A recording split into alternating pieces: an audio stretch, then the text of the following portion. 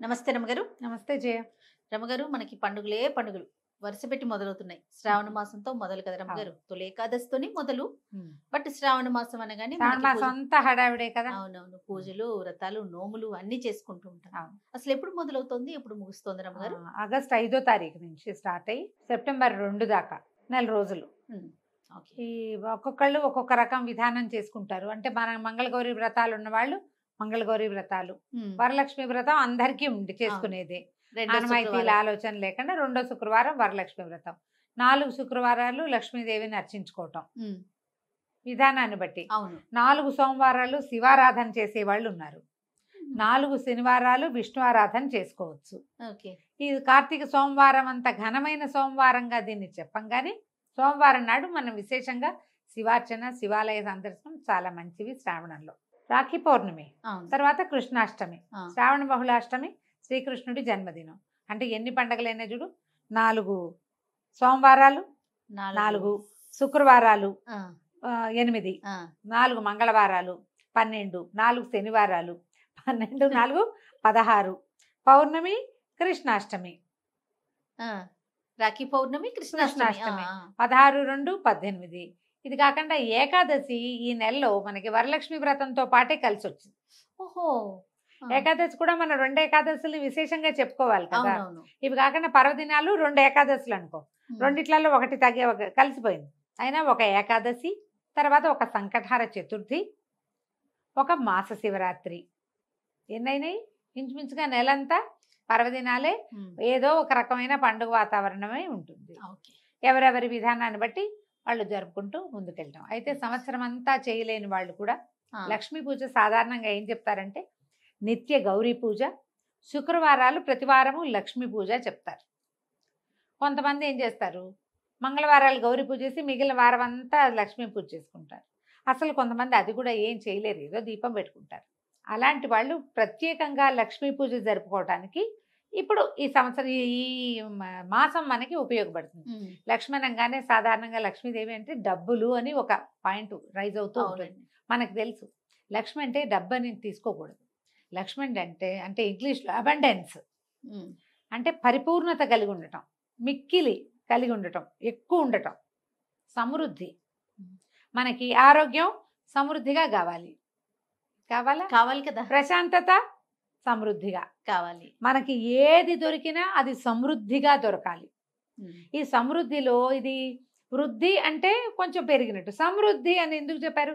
మంచి విషయాలు మరింతగా ఉండటం. ఉమ్, ఆ మంచి విషయాలు మరింతగా ఉండటమే లక్ష్మి. దానికోసం ఈ సంవత్సరం ప్రతి సంవత్సరం చేసుకున్నట్టుగానే వరలక్ష్మి వ్రతము, ఆ రోజు కుదరకపోతే ఏ ఇబ్బందులు వస్తే 3వ రోజు 4వ రోజు చేయలేకపోయాము, ఇంట్లో వీలు లేదు, అలా ఉన్నప్పుడు మిగిలిన 3 వారాలు ఏదో ఒక వారమైన లక్ష్మీ పూజ చేసుకోవచ్చు. ఓకే. ప్రత్యేక లక్ష్మీ పూజనం కోసమే శ్రావణ మాసం చెప్పబడింది. ఉమ్.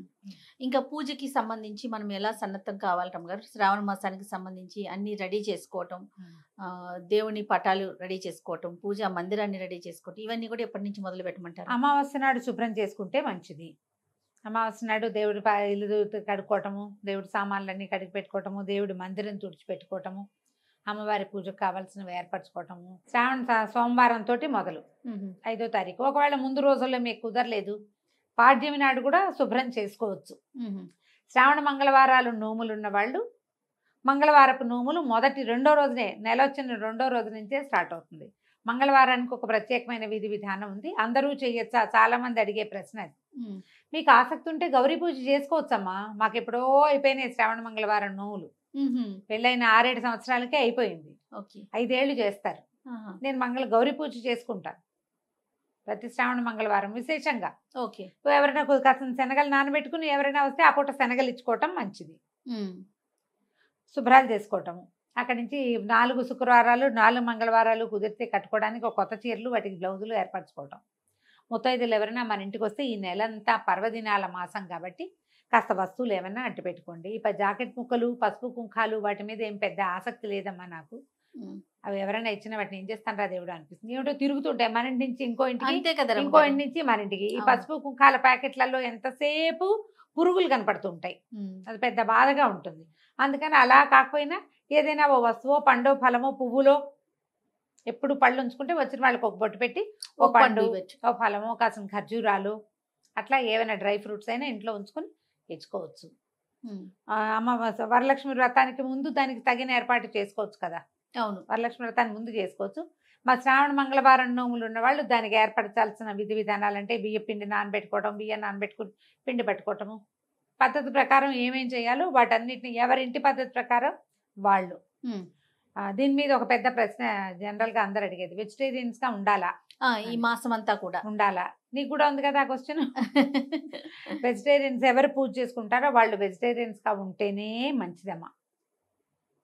పూజ చేసుకునే వాళ్ళు ఆడపిల్లలు వాళ్ళని కూడా చక్కగా బొట్లు కాటుకలు పెట్టడానికి, వచ్చిన వాళ్ళకి పేరెంట్ అని ఇవ్వడానికి, తాంబూలాలు ఇవ్వడానికి వాళ్ళు కూడా చేస్తారు. కాబట్టి ఇది ఒక అలవాటుగా చేస్తే పూజ చేసుకుంటాం. ఈ 4 మంగళవారాలు పూజ చేస్తాం, లేదా ఈ 4 శుక్రవారాలు లక్ష్మీ పూజ చేసుకుంటాం.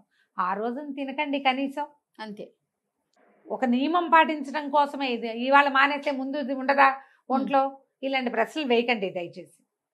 అడిగిన ప్రశ్నకి ఇదే సమాధానం. చాలా మంది అలా అడుగుతారు. ముందు రోజు తింటారు కదా, అది ఉండదా శరీరంలో? అప్పుడు మానేయటమే. అవన్నీ మీ ఇష్టం. అంతే కదా. పూజ రోజున వండకండి, తినకండి, పెట్టకండి. సరిపోయింది కదా క్లియర్గా. అంతే. అప్పుడు ఇంట్లో వాళ్ళకి కూడా అంతే.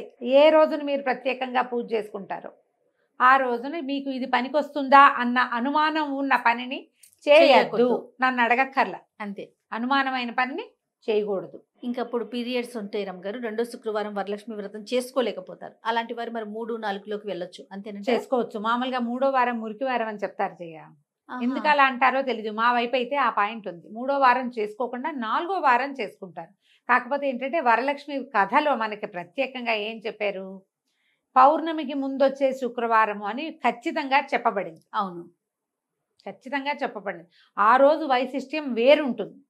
అవకాశం ఉంటే ఆ రోజునే చేసుకోండి. మీకు ఈ తప్పించుకోలేని స్థితి ఉందనుకో, అప్పుడు చేయగలిగేదేం లేదు. అలా కాకుండా 2వ వారం వద్దనుకున్నానండి, నేను 4వ వారం చేసుకుంటానండి అనకూడదు. ఖచ్చితంగా 2వ వారమే చేసుకోవాలి. మీకు అవకాశం లేనప్పుడు ప్రధానమైనది స్త్రీ సంబంధిత సమస్యలు ఒకటి. ఏదైనా అత్యవసర ప్రయాణము మీరు ఇంకో చోటకి వెళ్ళవలసి వస్తే అక్కడ అలాంటి చోట తప్ప, మీరు అందరూ చేసుకుంటారు కాబట్టి నేను ఈ వారం మానేసి ఇంకో వారం చేస్తానంట మాత్రం చాలా తప్పు. ఓహో, అలా చెయ్యొద్దు. మీకు కుదరని పరిస్థితి అయితే ఈ వారం వదిలిపెట్టండి, పై వారం చేసుకోండి. లేదా వచ్చే వారం మనకి ఇబ్బంది వస్తుంది అనుకుంటే మొదటి వారమే చేసుకోండి హాయిగా. అంతే కదా, మన ఇబ్బందిని బట్టి. మన ఇబ్బందిని బట్టి. ఇబ్బంది ఏమీ లేదు. ఇబ్బంది లేకుండా మానేసి నేను 4 చేస్తా 3 చేస్తా, అదంత మంచి పద్ధతి కాదమ్మా. అడ్వైజబుల్ అయితే కాదు. ఇంకా ఈ మాసం అంతా పాటించాల్సిన నియమ నిబంధనలు ఏమన్నా ఉన్నాయి రమ్మగారు? నియమానికి నిబంధనకి ఏముంది చేయ, రెగ్యులర్గా మనం చెప్పేది అంతే. పర్వదినాల మాసం ఇది. అన్నీ కూడా లక్ష్మీదేవికి ప్రీతికరంగా ఉండేది. ఇప్పుడు శ్రావణ సోమవారాలు చేస్తాం అనుకుందాం. అవును. మర్నాడే గౌరీ పూజ చేస్తాం.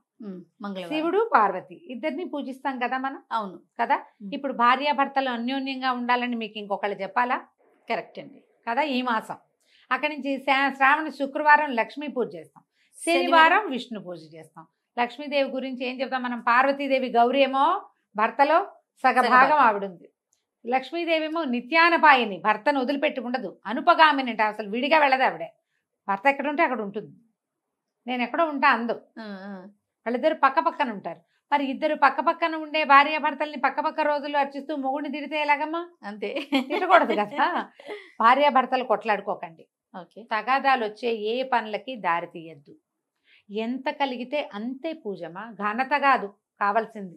ఈ పండగ ఈ పర్వదినాల్లో నేను ఎంత బాగా పెట్టాను, ఎంత పూజ చేశాను, ఎంతమందికి వాయినాలు ఇచ్చాను, ఎంత పెద్ద పెద్దగా తాంబూలాలు ఇచ్చాను కాదు, ఎంత శ్రద్ధగా పూజ చేసుకున్నాను.